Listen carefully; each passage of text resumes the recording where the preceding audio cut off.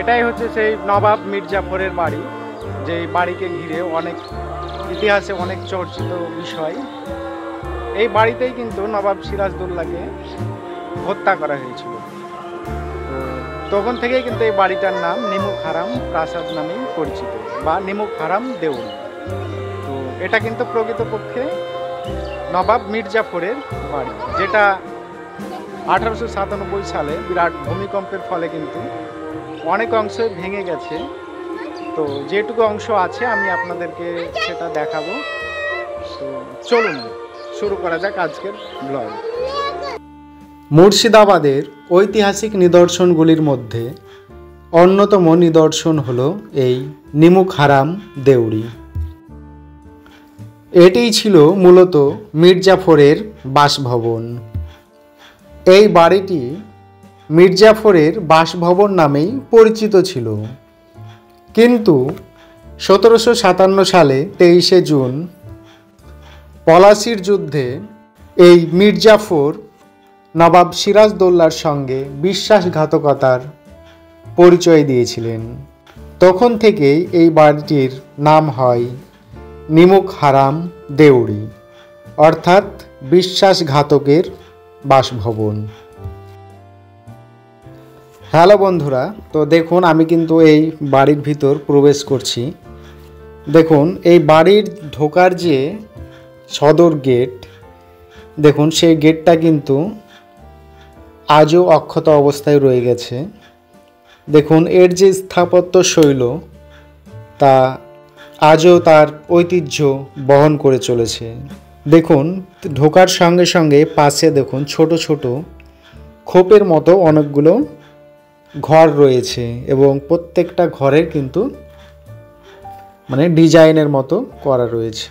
যদিও এই গেটের অপরের অংশ পুরোটাই ভেঙে গেছে কালের বিবর্তনে, বিভিন্ন সময় বিভিন্ন কারণবশত কিন্তু এই গেটটি অনেক অংশই ভেঙে গেছে। ভিতরে ঢোকার পর কোনো প্রাসাদ দেখা যাচ্ছে না, তবে কিছু দেওয়ালের অবশিষ্ট অংশ কিন্তু চোখে পড়ছে। যদিও কালের বিবর্তনে এই প্রাসাদটি সমস্ত কিছুই ধ্বংস হয়ে গেছে, শুধু টিকে আছে এই গেট। এই প্রবেশদ্বার দেখেই আমরা বুঝতে পারছি যে এখানে একটি বিশাল কোনো প্রাসাদ ছিল। এটি শুধুমাত্র একটি স্থাপনা নয়, এটি একটি বিশ্বাসঘাতকতার প্রতীক, এক জাতীয় বেদনার অনুসরণ। প্রতিদিন হাজার হাজার দর্শনার্থী এই প্রাসাদটি দেখার উদ্দেশ্যে ছুটে আসে, এবং তাদের মনে প্রশ্ন জাগে, যদি মীর জাফর বিশ্বাসঘাতকতা না করতেন তাহলে হয়তো বাংলার ইতিহাস ও সমৃদ্ধি অন্যরকম হতো। সেই প্রশ্ন আজও থেকে যায় দর্শনার্থীদের মনে।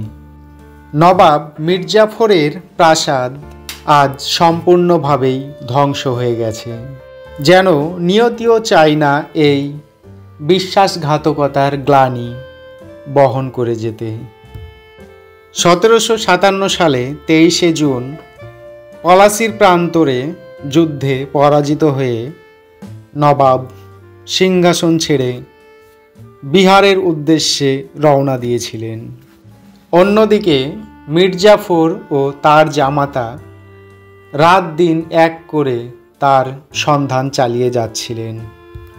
ঘোষণা দিয়েছিলেন যে যে নবাব সিরাজদৌল্লাকে ধরিয়ে দিতে পারবে তাকে 1000 স্বর্ণমুদ্রা পুরস্কার দেওয়া হবে।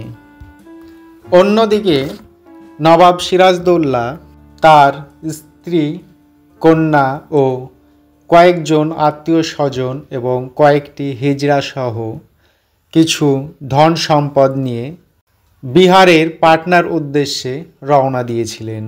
3 দিন একইভাবে যাওয়ার পর তারা ক্ষুধায় ক্লান্ত হয়ে পড়েছিলেন।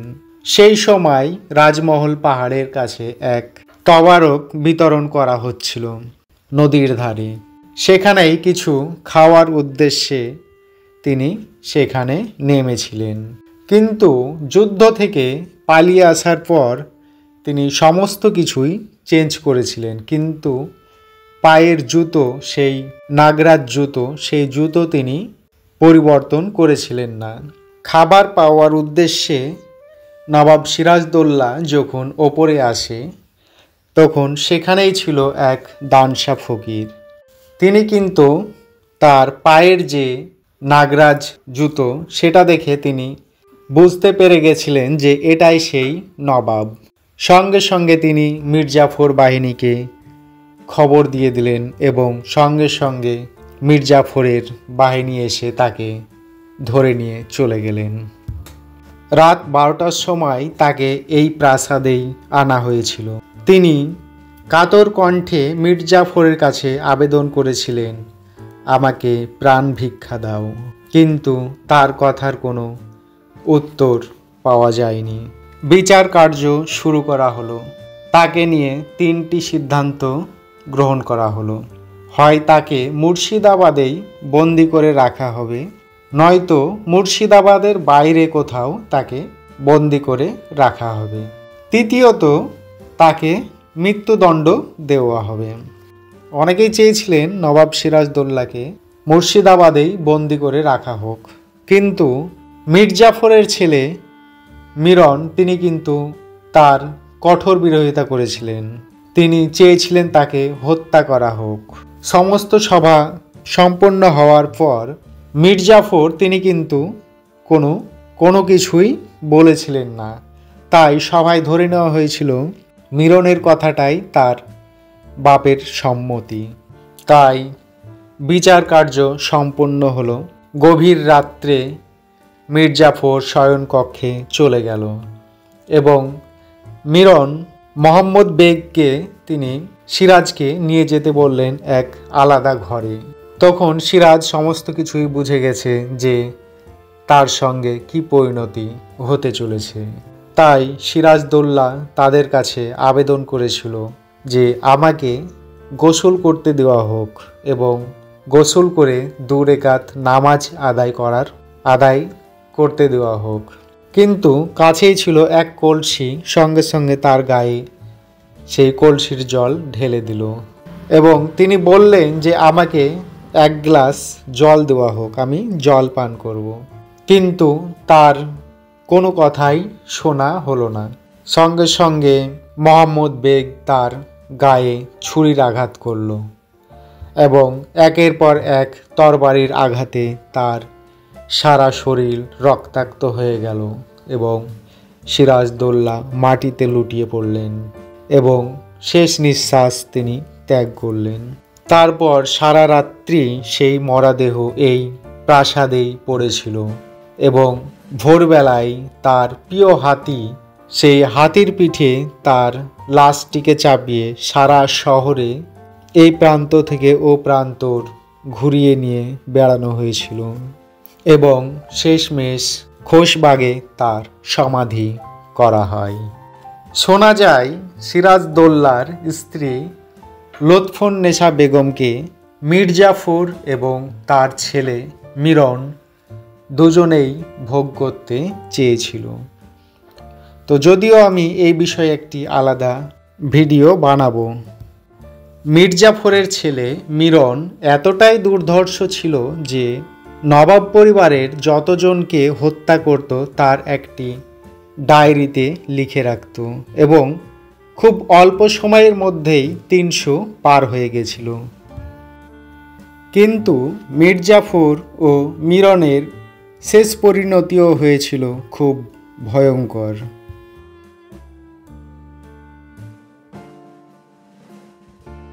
এই বাড়িটি প্রথম তৈরি করেছিলেন আলীবর্দী খাঁ তার প্রথম মেয়ে খানামা খানের উদ্দেশ্যে। আলীবর্দী খান তার বড় মেয়ে খানামা খানের সঙ্গে মির্জাফরের বিয়ে দেন এবং তারপর থেকে এই বাড়ির নাম হয় মির্জাফর ভবন। এবং 1757 সালে 23শে জুন নবাব সিরাজদৌল্লার সঙ্গে বিশ্বাসঘাতকতা করার পর এই বাড়ির নাম হয় নিমুখ হারাম দেউড়ি, অর্থাৎ বিশ্বাসঘাতকের ভবন। তো বন্ধুরা, এই বাড়ি সম্পর্কে আমি আপনাদেরকে কতটা তথ্য দিতে পেরেছি কমেন্ট করে জানাবেন। আর আমার চ্যানেলে যারা নতুন অবশ্যই আমার চ্যানেলটিকে লাইক, শেয়ার এবং সাবস্ক্রাইব করতে ভুলবেন না। সকলেই ভালো থাকবেন, সুস্থ থাকবেন। দেখা হবে পরবর্তী কোনো এক ভিডিওতে।